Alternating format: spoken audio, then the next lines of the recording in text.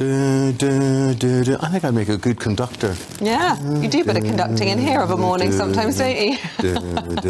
Anyway, the Proms. It is the Proms. And then there's last night at the Proms, yeah. and everybody gets... Well, they obviously take a few drinks and whatever, and they wave flags and they all whatever, and they celebrate classic music. Now, the Proms is an event that stretches through the summer. It dates back to the 19th century. However, recently, some have levelled criticism at the event, taking issue with, among other things, the singing, of Rule Britannia. It says swinging, but you never know. And accompanied by flag waving. Apparently, it's a staple of the festivities. But do they have a point? Is it time the Proms changed its ways to become more modern? Well, not according to Paul, who's been in touch this morning. Thanks for your email, Paul. Oh, my goodness, my blood pressure has gone through the roof. What is the matter with these people? Why can't they leave our British institutions alone? I shall be watching the last night of the Proms at the weekend, as I have done for decades since a child. I will get dressed up in my Union Jack dress. I will decorate the room with bunting, pour a gin and tonic, enjoy a night of patriotism with my husband. Good, it wasn't actually. I was saying the man. Anyway, with my husband in front of the TV, which will be on full blast. That's from Pauline. Pauline. Maybe we should head round to your house on Saturday night, Pauline. Sounds good. So now let's speak to Rafe Heydel-Mankoo, royal broadcaster and historian, he's a Mr. Proms man. He's in favour of that. And beside Rafe is Katie Menasse. Now, Katie, you're a classical musical consultant specialising in diversity of classical music. So when people talk about changing the Proms or bringing it up to date or whatever, what do you think is meant by that, Katie? And can you give us a sort of indication of maybe what is the music that you would get that would have people standing on their feet? So classical music is largely rooted in recreating historical music, and when people go to listen to classical music and indeed perform it, they have a huge amount of the joy that they have from that is in knowing the music and being able to sing along and feeling really connected with that and remembering the other times when they've heard it. So I do really understand the history of the occasion, and obviously the flag waving event at the end of the Proms is the most seminal example of that.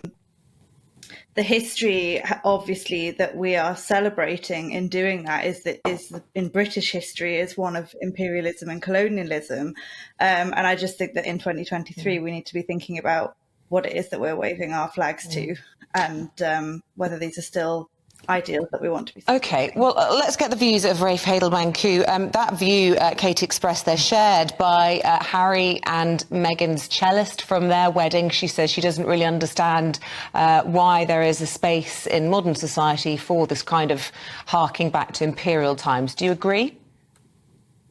I don't, and I'm so tired of all of this constant introspection from, the BBC and our elite institutions, navel gazing, self-loathing almost. It's corrosive and it's nihilistic to, the fabric of our nation. The reality here, of course, is that our cultural elites, the BBC and others, are embarrassed by patriotism. It reminds me of George Orwell's famous quote, you may remember, when he said an English intellectual would be more ashamed to be caught standing to God Save the King than stealing from a church poor box. They have a sneering contempt for the great British public's love for the nation, but it is the great British public who pay the licence fee, and it's the great British public who love to watch this, not just on television sets, but in recent years from great public screens erected around the nation.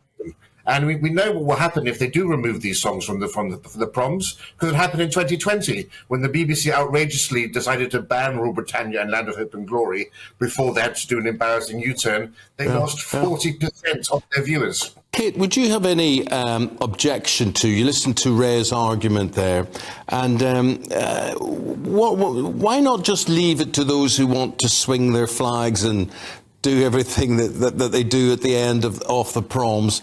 Put it on subscription if you want, but surely it's their event. Let them have their event. Why don't you have your own event? Well, I think that, the point that this represents the views of the great British public is not necessarily, it doesn't represent the views of all of them, right? And obviously for people who want to wave their flags to Rule Britannia, I'm not here to stop them. I just think that there's a lot of other music that's available that can celebrate Britain in other ways, the beautiful countryside, the natural landscape, we've been talking about the environment this morning. There's so many ways in which this, we could experience. But what, name that tune. Name that tune for me. What's going to get me anything jiggy? by Vaughan Williams, for instance. Right. Okay, anything by Vaughan Williams. Okay. How would that wash with you, Rafe? Well, look, the last night, we've got to remember, right, we're not talking about just one concert. There are 84 Proms concerts over 8 weeks. There's plenty of time to perform all of this. The actual bit of the last night we're talking about, the final concert, is just the last half where we sing Rule Britannia, Land of Hope and Glory in Jerusalem. The first half this year will have Verdi and Strauss and Wagner. So there's plenty of time, even in this concert, to incorporate other music and folk songs. I'll be very happy for it. There should be space for all here.